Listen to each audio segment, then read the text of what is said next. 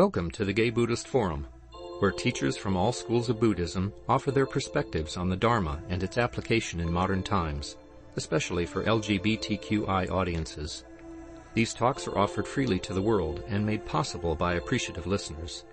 If you would like to support our efforts to share the Dharma with underserved audiences, please visit gaybuddhist.org.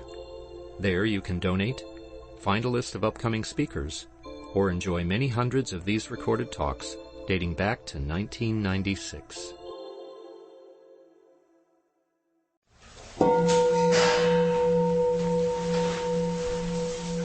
Okay, welcome back everyone.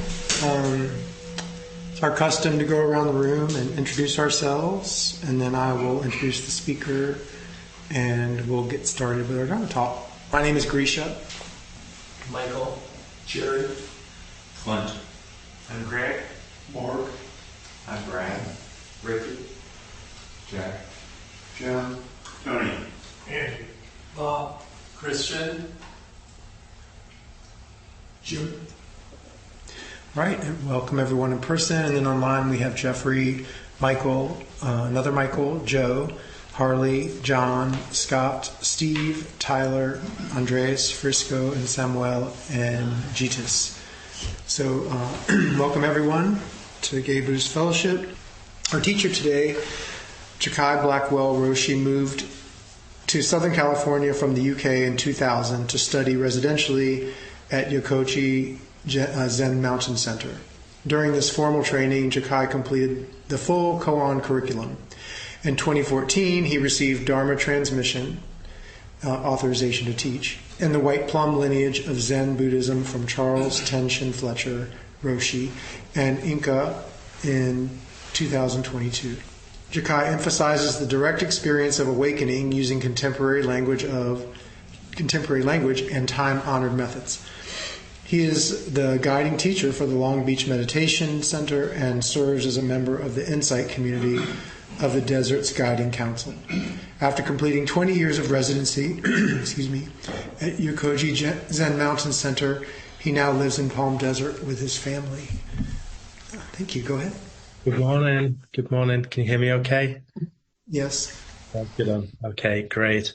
Lovely to be back. I think it's been a minute. It's been some time since I was last here to sit with you. I appreciate the opportunity. As I hear the bio and I feel like, I need to edit that down. And the part where it says that I moved to Palm Desert recently, now make my home here, is very recent. In fact, my partner and I this morning, I was just trying to find a spot for the Zoom that didn't have storage boxes or semi-built things in the background.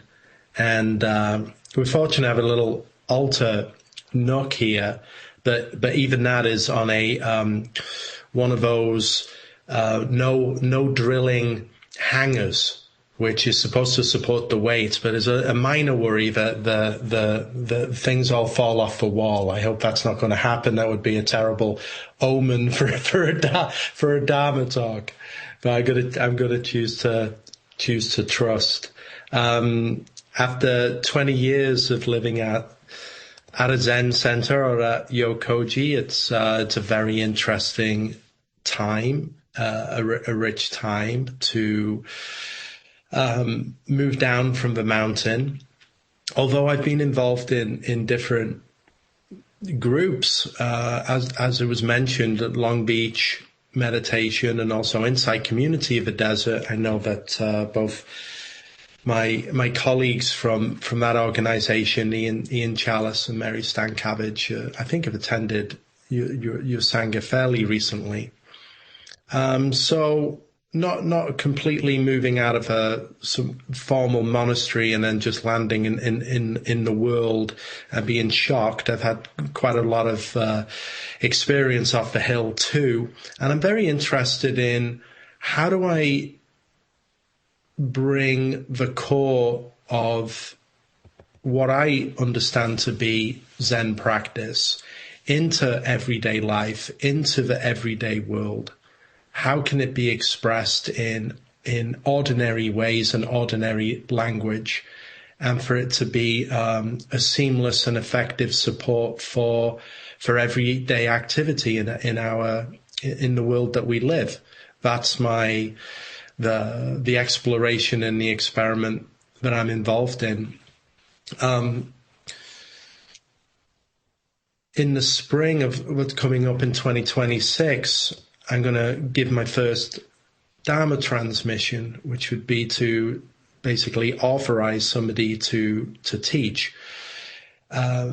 This is the gentleman in question, a long time student of Maizumi Roshi, the founder of Yokoji, had basically finished, close to finishing study with Maizumi Roshi, and then has returned to study. And basically, I'm in the finishing off formal study process of this person. And this past week, I was showing him the transmission documents, which in Zen are these extraordinary documents that are given that are done on silk, a kind of silk paper, which are long and have the lineage chart and various empowerments. And these documents haven't changed much in about 800 or 1,000 years.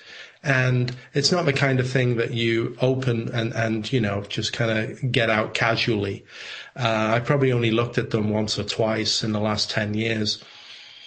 This time, in looking at them, I was really drawn to see the pivotal figures of the lineage of Zen Buddhism, which in our tradition and in all Buddhist traditions, of course, begins with Siddhartha Gautama, Shakyamuni Buddha, the great Indian ascetic and spiritual teacher. I think everybody is familiar with the main points of the Buddha's story.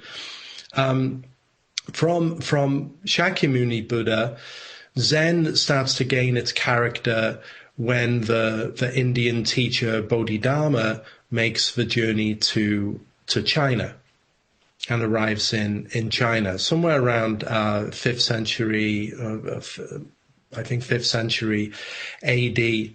Bodhidharma is the first one to really put the stamp on how Zen Buddhism is distinct in its understanding from perhaps other schools of Buddhism, because, as I'm sure you well know, Buddhism is this really very broad teaching, and has a different cultural appearance wherever it has taken root around the world. Bodhidharma said that Zen could be described as an intimate teaching, right? Not dependent on words and letters, pointing directly at the mind and realizing Buddha. Realizing Buddha, saying right there that each one of us is capable of realizing the fact of awakening. In fact, when Shakyamuni Buddha is enlightened upon seeing the morning star, he says, "I, all beings, the great earth, have the wisdom and virtue of the awakened one to thusness." Or at least that's the later Mahayana translation of what he says. But that is, I, all beings, everything in the world, everything, all included, wakes up together. Otherwise, there's no enlightenment. So when Bodhidharma says, pointing directly at the mind and realizing Buddha, he attests to this, that this is what our practice is. Not dependent on words and letters, although words and letters help, books help, talks help. But the work of realization in meditation and Zen sitting can only be done by this one alone. And the realization takes place right here in this heart mind. From Bodhidharma, in these documents, you see passing through various teachers, We come to the sixth patriarch, we go on, and then to the Soto tradition, the tradition in which I'm practiced. The great teachers of early Chan Zen in the Tang Dynasty, Tozan, the lineage holder of the Soto school, his lineage would continue all the way down to Dogen. Dogen, the 13th century Japanese monk, who's already a very accomplished practitioner and teacher, decides to take the dangerous sea voyage from Japan to China in order to find a teacher who could help him to push deeper and to have a deeper realization. You look back in the tradition of the lineage. Lineage is very important in Zen. So, we look back to the ancestors and we find people who were not satisfied with an accreditation or a certification with just having the stamp. They really needed to understand deeply for themselves and to become liberated. Perhaps once every 100 years or something like that, a truly pivotal founder will come along. Dogen was one of these practitioners. He wrote a voluminous work, Shobo Genzo. He was certainly a deeply skilled and multi-talented person who could write very well, express very well, practiced very diligently, but perhaps most importantly, had a great depth of realization. And that is something that goes through the generations in Zen that's most valued. Can someone have true realization and then be able to actualize and express that? That's the challenge. That's a challenge for those of us who practice in this lineage. Of course, when I step out of the temple, I meet so many people with different lineages, come from different approaches, more religious approaches, more secular approaches, different lineages of Buddhism. And that weaves this wonderful tapestry where we can all support one another and learn from one another, which helps it not to become dogmatized or fit into some kind of narrow understanding. I wanted to bring up a short section, but a very key section from Dogen's Genjo Koan, which is perhaps his greatest, or regarded as his greatest work. Genjo Koan, you can, if you're not unfamiliar, you can find this online very easily. There's some good translations online. This one is from Kaz Tanahashi. Genjo Koan translates in English as actualizing the fundamental point. Actualizing the fundamental point. And it's a short work, but it's very beautiful and concise at talking about the practice of Zazen, Zen sitting, and the realization and actualization that's found therein. So I'm going to read the section. To study the way of enlightenment is to study the self. To study the self is to forget the self. To forget the self is to be actualized by myriad things. When actualized by myriad things, your body and mind, as well as the bodies and minds of others, drops away. No trace of enlightenment remains, and this no trace continues endlessly. When you first seek Dharma, you imagine you are far away from its environs. But at the moment when Dharma is authentically transmitted, you are immediately your original self.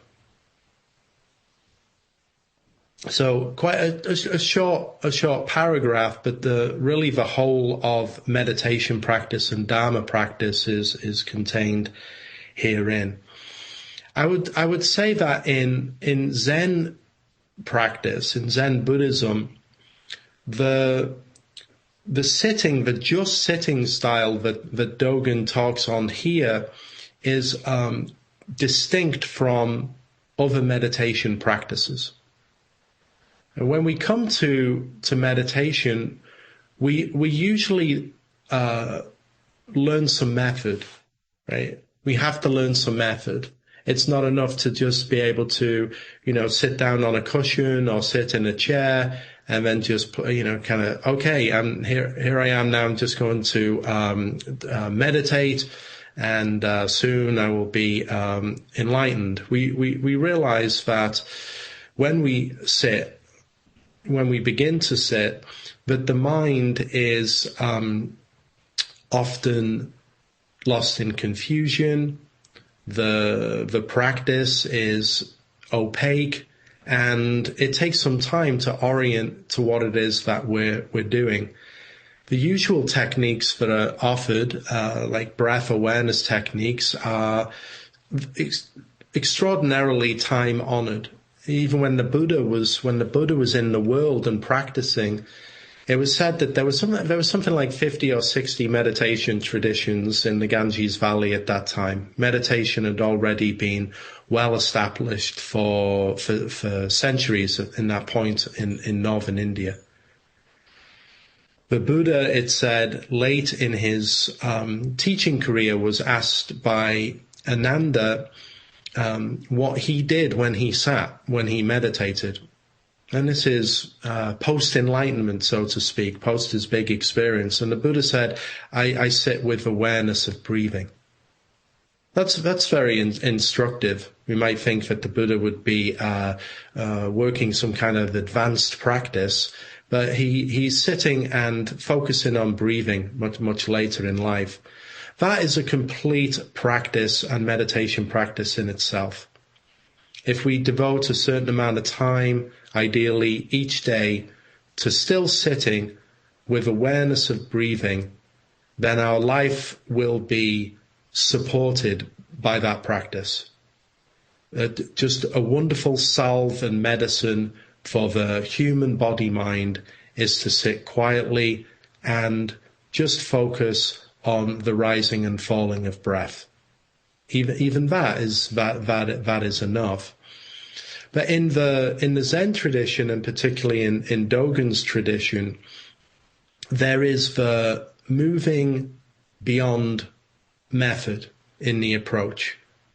Moving beyond method and transcendence of method, and now the exploration of just sitting. So he says here, he begins, to study the way of enlightenment is to study the self. So I'd say perhaps we're all, whether we frame it in that language or not, we're all involved in the study of enlightenment and the study of the self, the study of the way. To study the way, to study the Tao, to study this reality. When we come to meditation practice and Dharma practice, we're involved in the exploration and study of this extraordinary mystery that we call what we call this human experience. So vast in its depth, so complex, so broad. To study the way is to study the self. Study in the sense, that can perhaps have a connotation that we're going to be learning things. If we say to study the way, often the typical default human approach is to study things dualistically. We have this as just the way that the human consciousness and our software understands the world. We navigate the world in a dualistic way. But in our practice, in Dharma practice, that can only reach so far. The deeper study is a study before dualism comes into the world. It is a study of the non-dual direct experience of our life.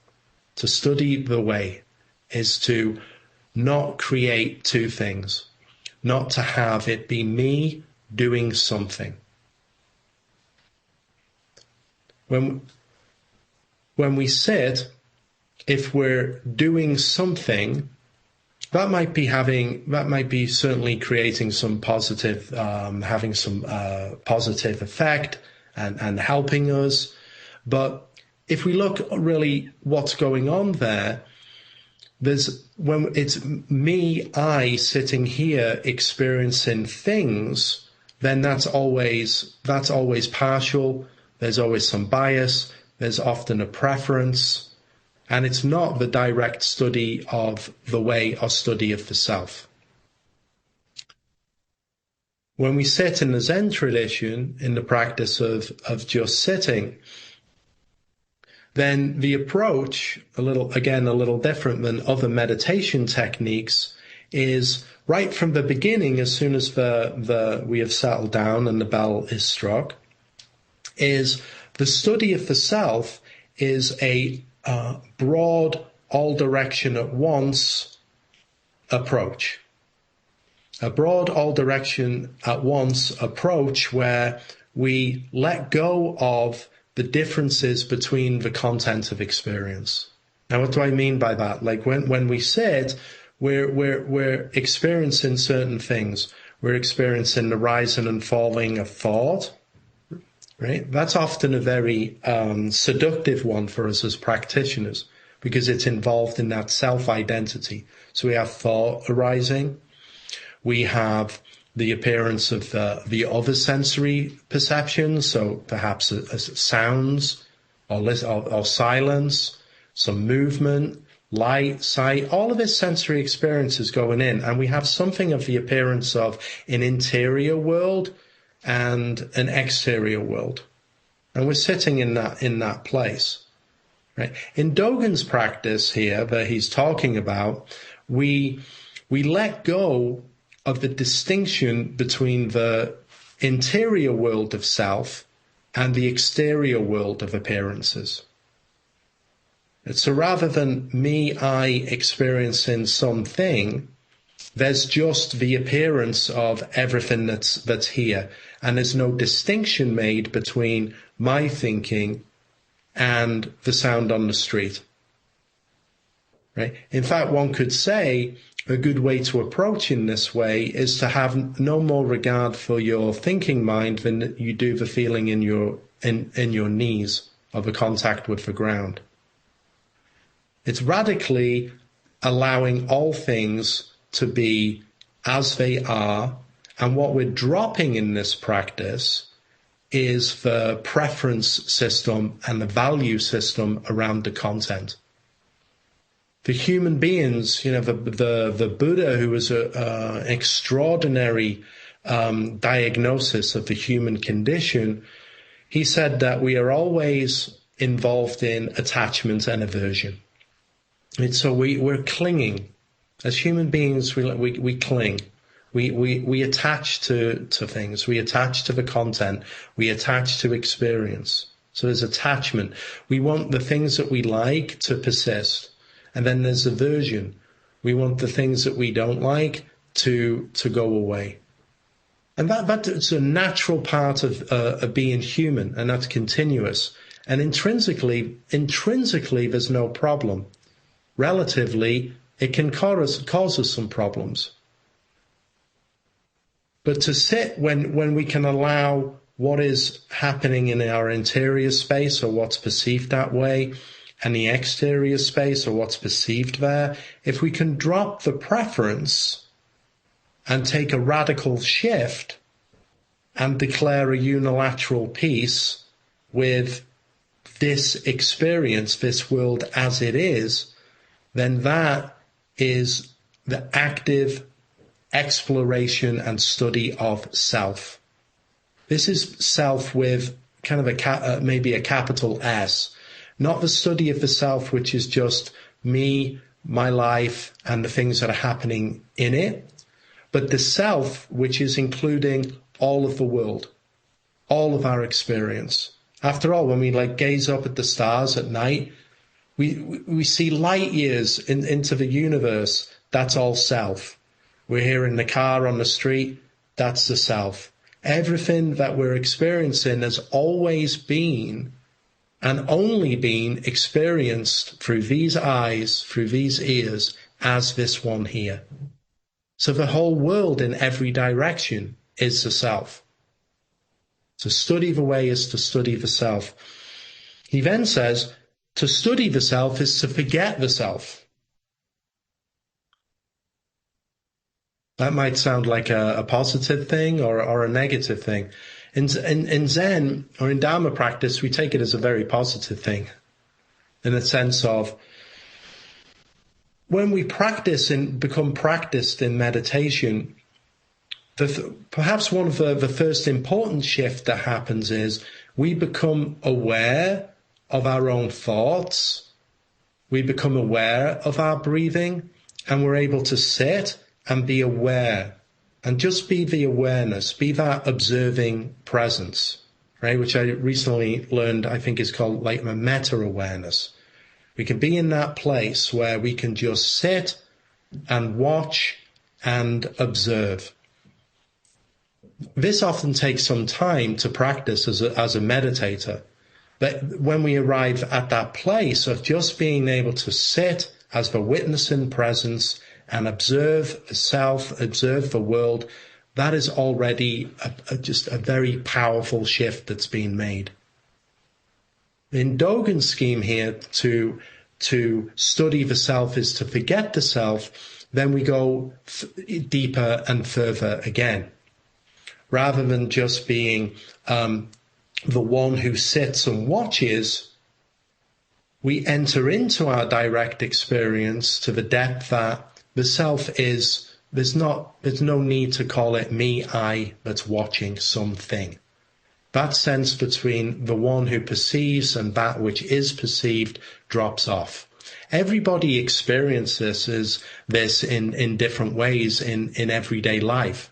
You know, particularly it can be found when this kind of flow state, when we are doing something that you really love, something that you're just so intimate. As Bodhidharma said, Zen is an intimate teaching. When you're truly intimate with your environment or a task or something that you're involved in, and you pour yourself into it to so much that self and subject and object fall off. And there's just the flow of reality. There's just that flow of experience. When, ironically, forgetting the self is deeply liberating, right? Because for each of us, with our human condition, the self is busy. The self is always involved in things, has worries, concerns, has a to-do list. I watch my own mind after 20 years of living at a Zen center and then moving, to a new town and an apartment and the 10,000 things that need to be done. And, I've got to get the internet and the electric. And, oh my gosh, now we have to pay for a sewer. We didn't have to do that at the Zen center. All of these things go on. The mind is always very busy. The self is busy and involved in attachment and aversion. So dropping off the self, being able to sit and let our concerns go, to transcend that gap between subject and object, and to really deeply surrender to the seat. Then we can forget the self. And then we start to sit like the Buddha that's that I can see here on the altar. Right? The wooden Buddha or a metal Buddha doesn't sit and is like concerned with the predicament of the self or causes and conditions. It just sits. But Siddhartha Gautama couldn't become enlightened. Right? Me, I doesn't get enlightened. Me, I is always the barrier to becoming awakened. It's when me, I, and my concerns and my worries, or that when that is allowed when that is dropped. But we don't have a switch that we can throw to drop the self. Dropping the self comes from immersion in presence, immersion in awareness. Each one of us has or is this awareness without exception. As the Buddha attested to, I, all beings, the great earth. We all are this awareness. Isn't that extraordinary that we all share the same common, mysterious root of being? Nobody knows what it is, where it comes from, right? But we all are it. We all are this awareness being expressed differently by everybody here, right? We could think, if we look at ourselves as just like a lens for experience, where the awareness of the world is experiencing itself through us. Each one of us is a window in that way, or a light, like a window in that way. When you can sit and just be a clear window, then the light of awareness shines through. It's not my awareness or your awareness, it's just awareness. He then says, to forget the self is to be actualized by myriad things.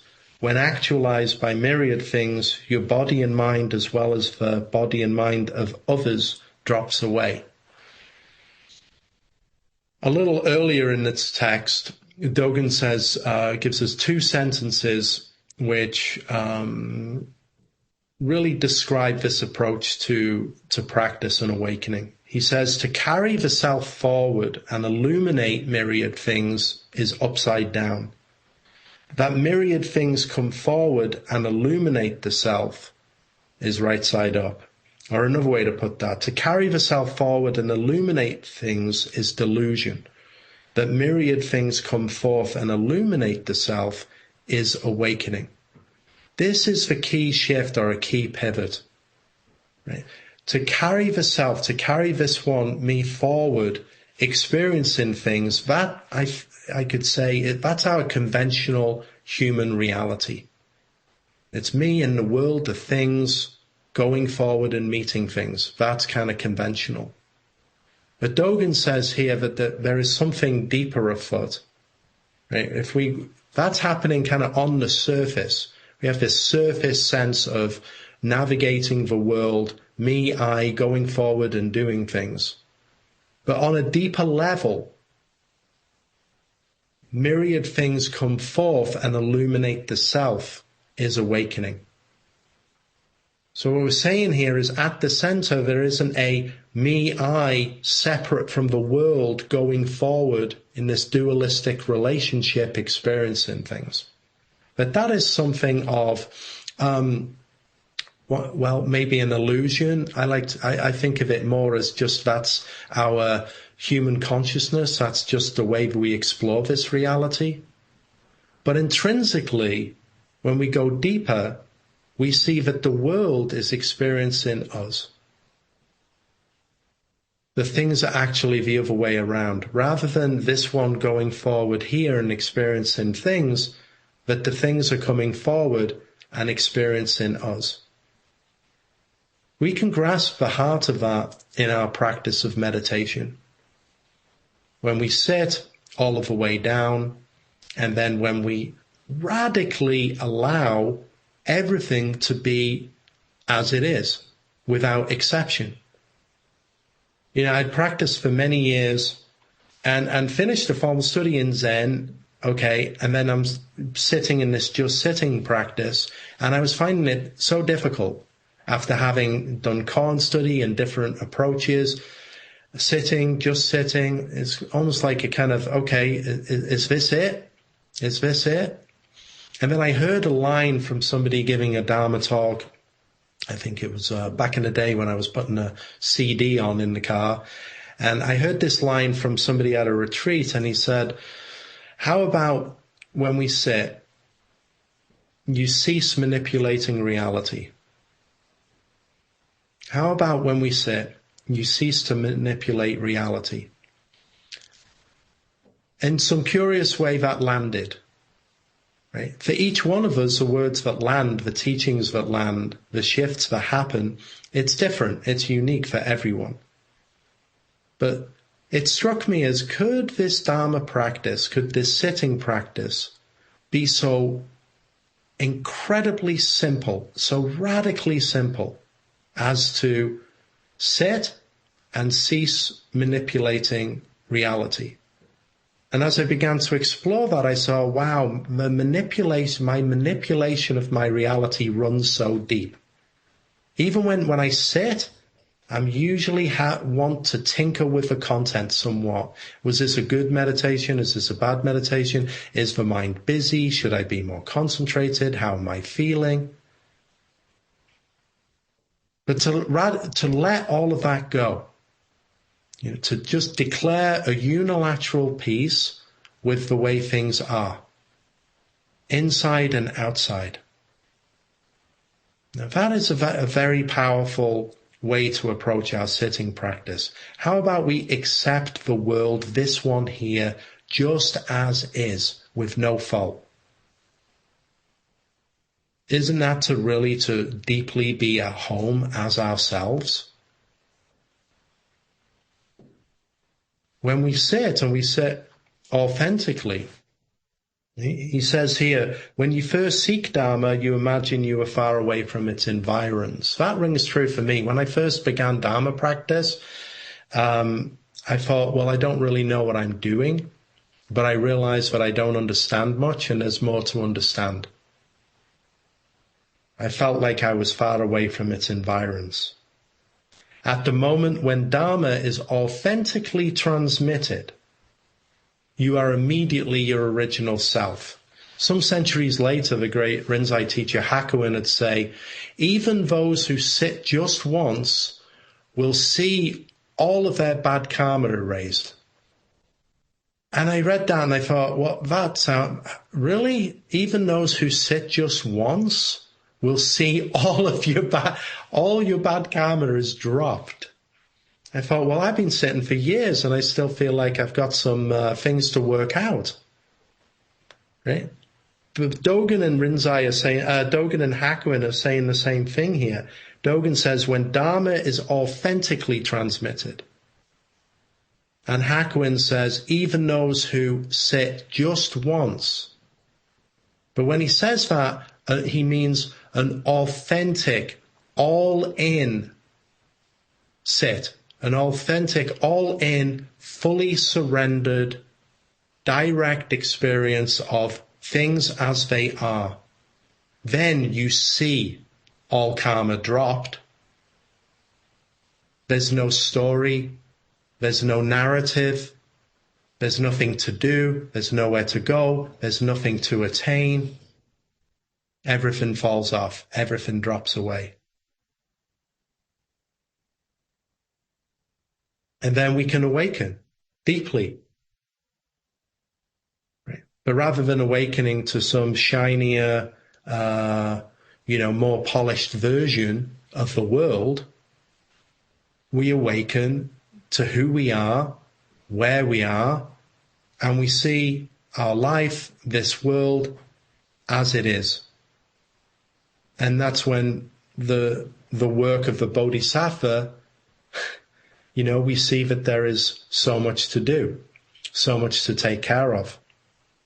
We can boil all of Buddhism really down to its core principle, which is the Buddha saw that we suffer. There is dukkha. There is dissatisfactoriness. As human beings, we create a lot of unnecessary suffering and dukkha. That's very clear. We've learned nothing in 2,500 years since the Buddha. You look out into the world and you see the suffering of the world. Right? That endless task. But the way of a Dharma practitioner, the way of awakening, is to see that suffering in our own heart, mind, and all around us, and to see that comes from greed, anger, delusion, upside down view, deluded view. Right? But by becoming intimate with our environment, by becoming aligned to the way things are, then we find that we can respond effectively. We can respond effectively in our life to the people and the things that are around us. The actualization of awakening, seeing things as they are, and then bringing the appropriate response into being, into manifestation. And certainly I would say that in the time that I've taught, and I can't help but reflect at the time with the retreats and my time at Yokoji, meeting so many Dharma practitioners, hundreds and thousands of people. Those who I meet who have a regular practice of authentic sitting, in whatever style, those who show up to practice, to sit, it really shines clear. It really shows. If you sit and sit well, you're oriented to sitting and how to sit, then that realization can't be stopped. It occurs. You become a present person. You become a person of awakening. And then that's what we transmit. I began just talking about the kind of Dharma transmission. Each one of us is transmitting Dharma. Each one of us is transmitting and expressing the Dharma. But through our practice, through our commitment to meditation, a commitment to the precepts, a commitment to these fine principles, then what we transmit can benefit those around us and can ultimately benefit the world. We never know how far those ripples can extend. But it's such a vital and important offering to make that contribution, to do the best that we possibly can with who we are. And how wonderful that to really realize who we already are. Not who to become, but who we already are in our essence as we are. That we are in the right time, the right place, and the right circumstance to help the world. I'd like to pause there, conscious of time. It's already time flies, and at least a little space for any question or comment about what I'm raising up.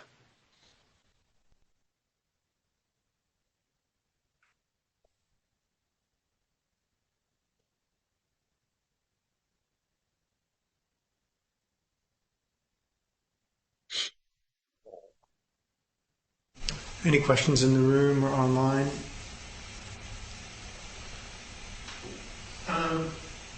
When you were talking about A equals B and B equals C and C equals D, I think the third one you said was to study the self. Did you say is to beget the self?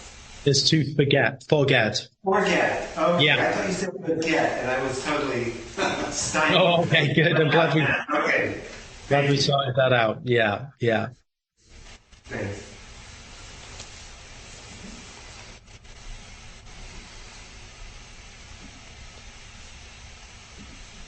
I wonder if people might agree around that in the experience, almost the ironic experience when self is forgotten.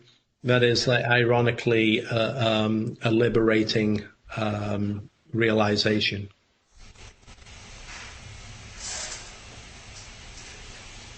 Yeah. I don't remember the exact words you used, but something about when you're seeing. Can you hear me? When you're seeing the world through yourself, that's not enlightened. But when the world is seeing you, then it is. Can you? I'm using your terminology very badly. Can you repeat? No. Yeah. No, you have it. I mean, he puts it in kind of broad strokes there, because the conventional view is that sense of self and how I might understand the world and the kind of the beliefs and ideas about people and things and the world. And we can see that because so many people are in a fixed view in that way, with competing views, opinions, and beliefs about the world, that is the cause of a lot of strife and suffering and inflexibility.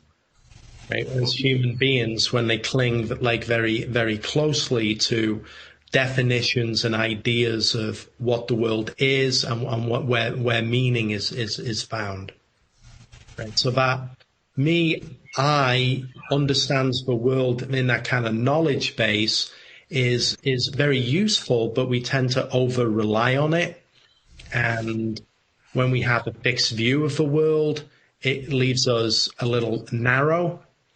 So his sense of here is, it's not the sense of, I'm not saying I should be discarded. Now I don't know what my name is. It's all been forgotten, but rather I, that sense of self is much more transparent, right? So the world there's much more flexibility around that sense of self, around our ideas, opinions, beliefs about things. So like in Zen practice, it injects a very healthy not knowing and maybe, right? So we understand that like where we're landing, we have perspectives on things, ideas about things, opinions about things, but we understand that we don't confuse those for existential truth and certainty.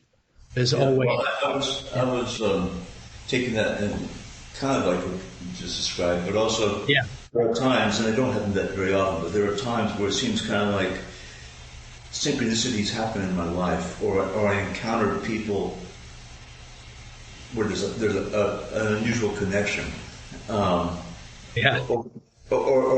events just pop up that are relevant to issues that I'm going through at that time, and I get the feeling at those moments that the world is sending me messages, that the world is, saying I'm in sync right now because I'm giving you these messages.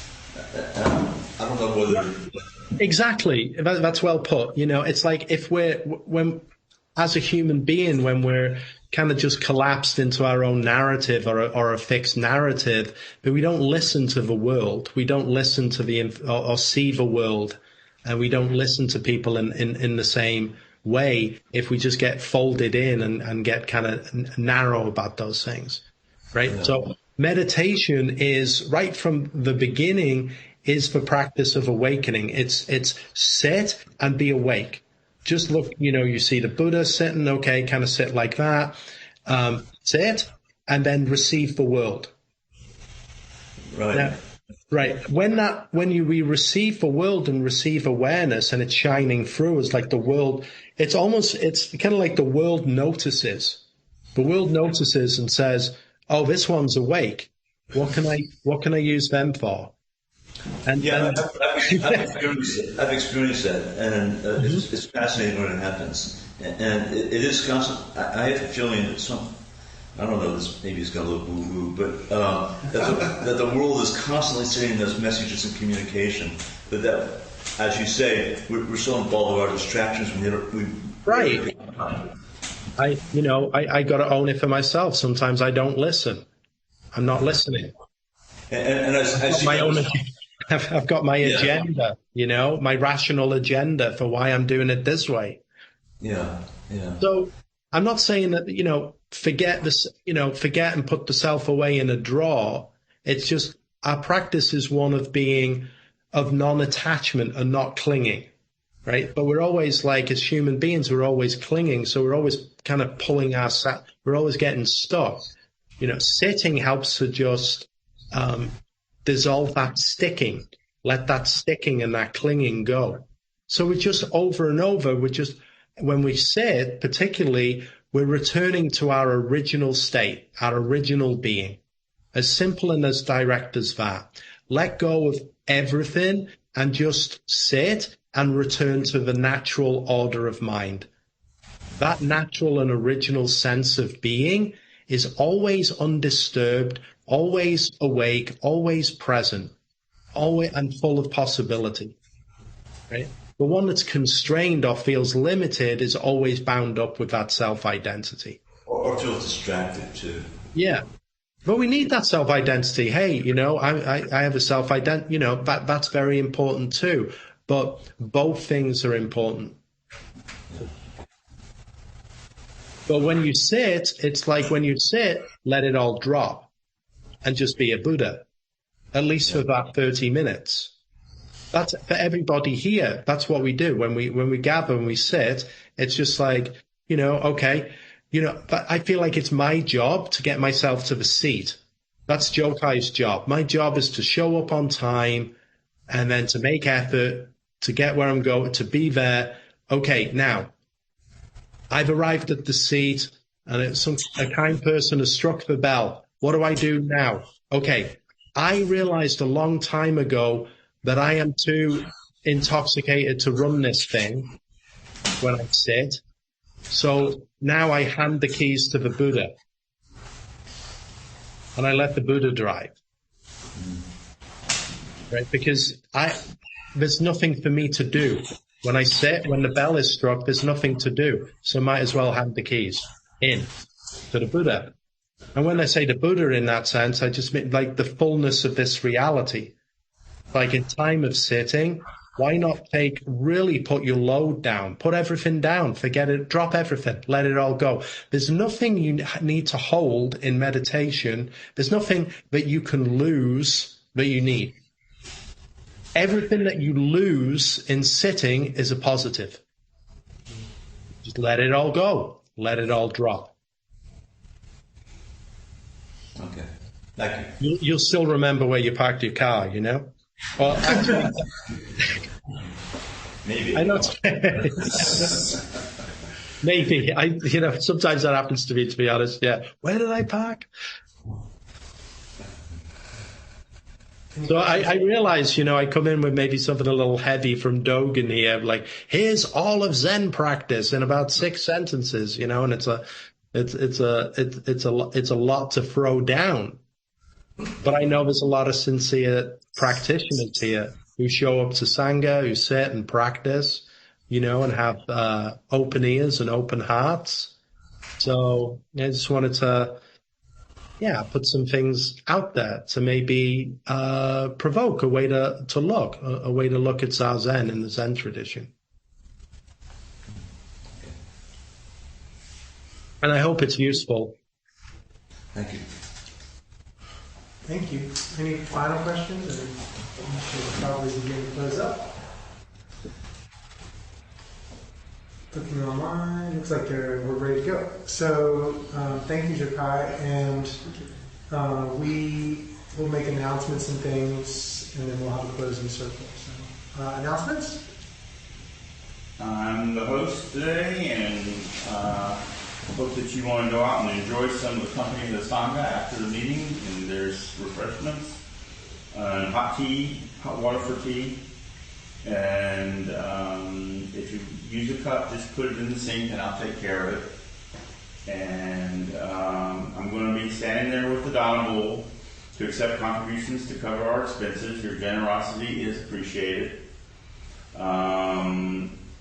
Donations in the range of $10 to $20 helps the Sangha meet our expenses, and they include honorarium for our Dharma speakers, renting this beautiful center, monthly dinners we prepare for Larkin Street Youth Services, and our quarterly newsletter mailed mostly to people with prisons. There's a newcomer sign-up sheet in the credenza if you wish to be included and receive our Sangha membership directory. Please sign up and include your contact information if you wish to share with the group. Some members go out to lunch after the meeting. Everyone is welcome to join them. The group meets in the front door around 12:30. Thank you. Yeah. Well, Tony mentioned the Larkin Street dinners, and I'm going to make my weekly plug for that. This is a rare example where you can actually participate in engaged Buddhism, providing a meal once a month at a homeless shelter for young people, and it's an enjoyable experience, I find, and people who do it seem to feel that way too, and people who receive the dinner feel that way too. And it's just, we're living in very difficult times right now where there's a lot of suffering and a lot of people struggling just to get by the day. This is one very small but significant way to make an impact when normally we don't have that opportunity. So if that's not something you're interested in, just being on a list of volunteers. You're not going to be called every month, but it'd be nice every now and then you will be. And if you can do it, then it'll be like 3 hours of your life once a month. So contact me outside if that's something you feel you're interested in doing. Do we still need any more volunteers for next Saturday? I beg your pardon? Do we still need any more volunteers for next Saturday? No, but let's talk outside, because I certainly will in the future. Yeah. Yeah. Okay. Thank you. Well, we can, if I could say, the more the merrier. We don't want 20 people, but, Well, it's a balance people want to do between, it. having enough people to do it versus having people sitting around doing something and saying, well, I'm wasting my Saturday afternoon because you don't need me. Sure. So, definitely for sure. I would. We've talked in the past. We'll talk afterwards. Yeah, that's good. Determine that. Thanks. Thank you. My husband and I have been in the Golden Gate Men's Chorus for over 20 years, and we'd like to invite you to our holiday concerts. They're the 13th to the 17th of December. It's a 45 person chorus, men's chorus for men's music. And it's a variety of music. For the holidays, we have some traditional music that's arranged very differently than you might have heard it, and a bunch of different stuff. So I have little cards. If people want a reminder, just let me know. So I'm making a plug for 2 weeks from today, in which we send out the aforementioned newsletter. And I won't be able to make this announcement next week because there's no GBF because of this day-long retreat. So please come in 2 weeks on the last day of November, on the 30th, to help put all this together. Anybody who's been involved in that before, somebody knows what fun it is to come and put it all together. So please put that on your calendar. Thanks. Thank you. Any other announcements? When is the retreat? There's a day-long retreat next week. Next week? Next week in this space, yeah. Thank you. It's David Moreno, and you need to register, and I think registration is full, but Matthew says there's a waiting list. There's a waiting list, yeah. Okay. Well, so much for that. All right. Okay, well, it's now time for our dedication of merit. Jokai, do you have one, or would you like us to use our standard one? You're muted. You're muted. Sorry, yeah. Give me one moment. There's a dedication I'd like to share. Okay.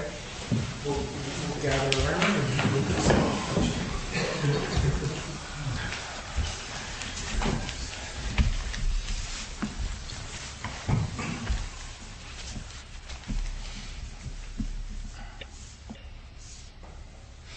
We dedicate the merits of our practice to everyone gathered here, to our families, our community, and to all beings throughout the Dharma worlds.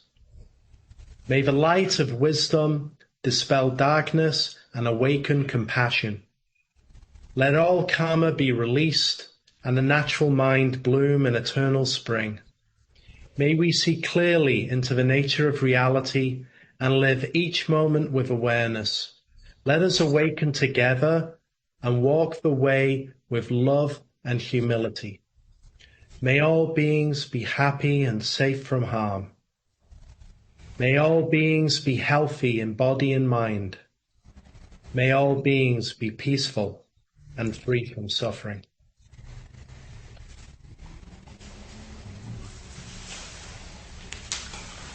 Thank you, Jokai.